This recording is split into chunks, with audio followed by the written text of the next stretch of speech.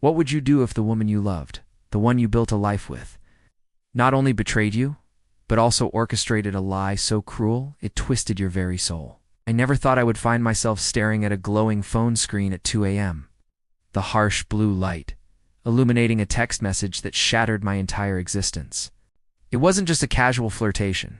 It was a detailed, sickening exchange between my wife, Sarah, and another man. Discussing a hotel room in downtown Los Angeles, a place I knew she'd claimed to be for a work conference, my heart hammered against my ribs, a frantic drumbeat of disbelief and dawning horror. Etched the last line. A casual mention of our little secret sent a shiver down my spine, hinting at a darkness far deeper than infidelity. If you genuinely enjoy our stories, please subscribe to the channel. Tell us where you're from and what time it is right now. It's always fascinating to know how far our story flows. Sarah and I had been married for 7 years, a seemingly perfect life in our suburban home in Dallas, Texas. She was a vibrant, ambitious woman, a marketing executive who always had a new project on the horizon.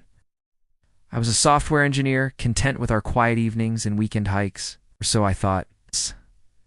The first crack appeared subtly, a shift in her routine. Late nights became more frequent, her phone always face down, a new guardedness in her eyes. I dismissed it as work stress, the demands of her high-pressure job. I was a fool.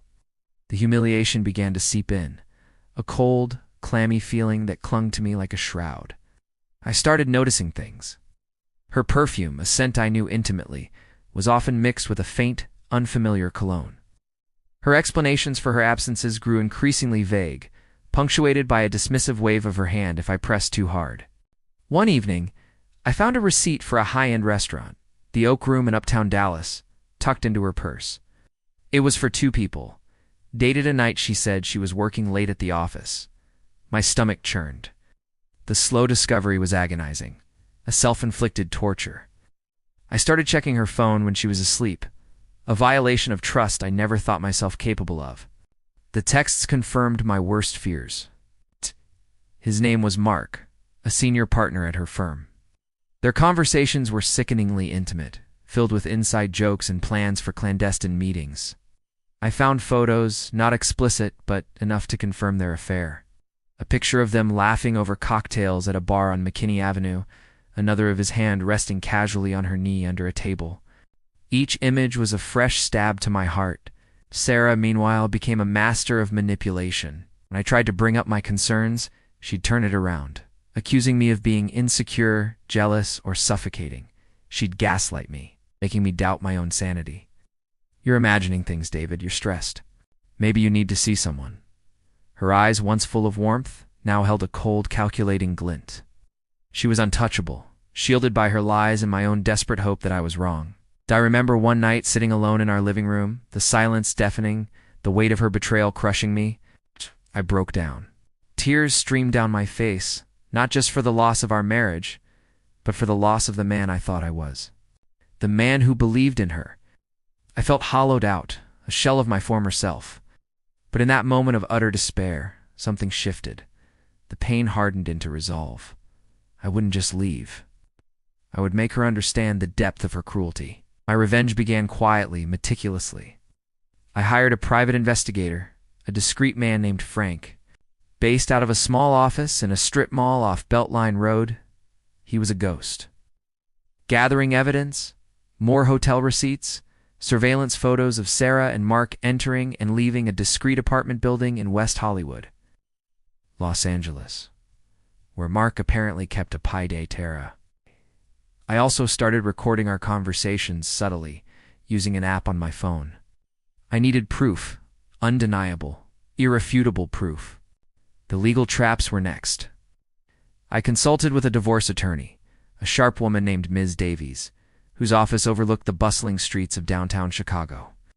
She advised me on asset protection, on how to ensure Sarah wouldn't walk away with half of everything we'd built. I also started digging into Sarah's past, her medical records. This was where the true horror lay. We had suffered a miscarriage 2 years prior, a devastating blow that had brought us closer, or so I thought. But the dates, the medical reports, they didn't add up. The miscarriage was actually an abortion. Performed at a clinic in Miami, Florida, a month before she told me she'd lost our baby. The father was Mark, the little secret from that text message. My blood ran cold. The public exposure was planned with surgical precision. Sarah was up for a major promotion, a national role, that would put her in the spotlight. Her company was hosting a gala at a prestigious hotel ballroom in New York City, a black tie event attended by industry leaders and media. I arranged for a local news reporter, whom I'd anonymously tipped off to be present.